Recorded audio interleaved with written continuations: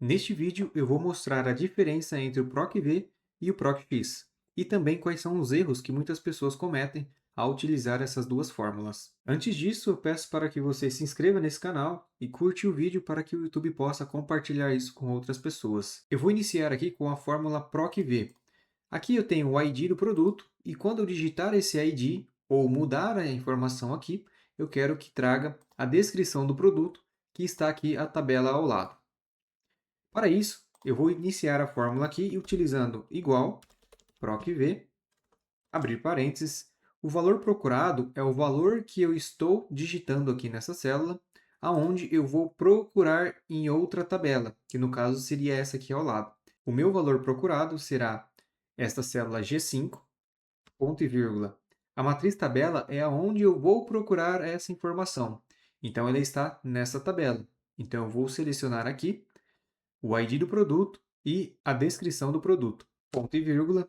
O número da coluna é em qual coluna está a descrição do produto que eu estou procurando dentro do meu intervalo.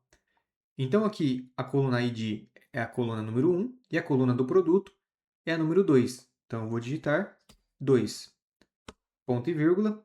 Aqui sempre vai ser correspondência exata. Então, eu posso digitar 0 ou selecionar falso. Vou fechar o parênteses e pressionar Enter. Veja que, quando eu digitar aqui o código do produto, a descrição do material vai corresponder exatamente o valor da minha tabela. Eu vou repetir a fórmula aqui novamente e mostrar como que eu faço utilizando aqui agora para trazer o preço. Então, eu vou utilizar o PROC-V novamente. O valor procurado continua sendo o ID, ponto e vírgula, a matriz tabela. Agora eu preciso selecionar o preço dentro do meu intervalo, porque senão ele não vai encontrar. Então, agora, o número da coluna é a coluna número 3. Então, ID número 1, número 2, número 3. E depois, 0, e vou fechar o parênteses. E aí ele trouxe o valor do preço do produto.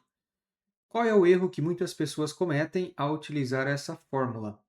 Se nós selecionar aqui na hora do intervalo toda a minha tabela, eu vou digitar aqui novamente, o valor procurado vai ser a célula aqui do ID, e se eu selecionar toda a minha tabela e dizer aqui que eu quero trazer a coluna número 3, que é do produto, né? Número 1, número 2, número 3, eu vou ter um problema.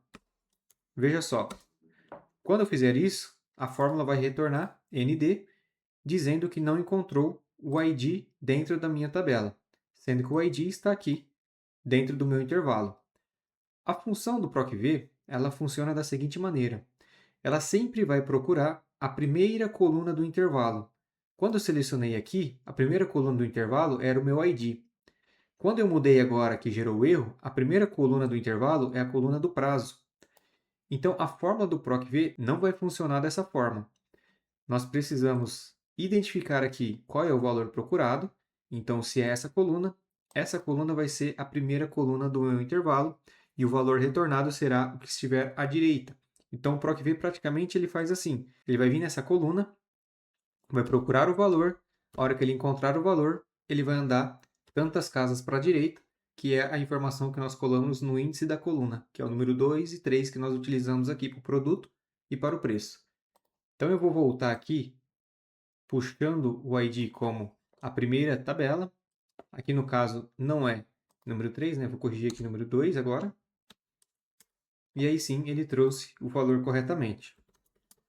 Agora, falando um pouco sobre o PROC-X, qual que é a diferença? Por que que o PROC-X é muito melhor de utilizar? Eu sempre recomendo utilizar o PROC-X.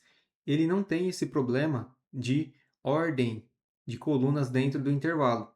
Então eu vou mostrar aqui para vocês como que funciona o PROC-X. Nós vamos iniciar com igual PROC-X. Aqui o valor procurado, no caso, ele escreve como pesquisa valor. Nós vamos selecionar o ID, que é a mesma função do PROC-V, ponto e vírgula. A matriz, agora eu não vou selecionar toda a minha tabela. Eu vou selecionar somente a coluna onde está o valor procurado, ponto e vírgula. E a matriz retorno será a coluna ou o intervalo que eu quero retornar aqui na minha fórmula. Então, eu vou selecionar somente o intervalo aqui da coluna produto. Ponto e vírgula. Aqui na função procx nós temos uma opção a mais. Se a fórmula não encontrar o valor procurado, no caso o ID, você pode escrever alguma coisa aqui, entre aspas, ou simplesmente pular essa informação.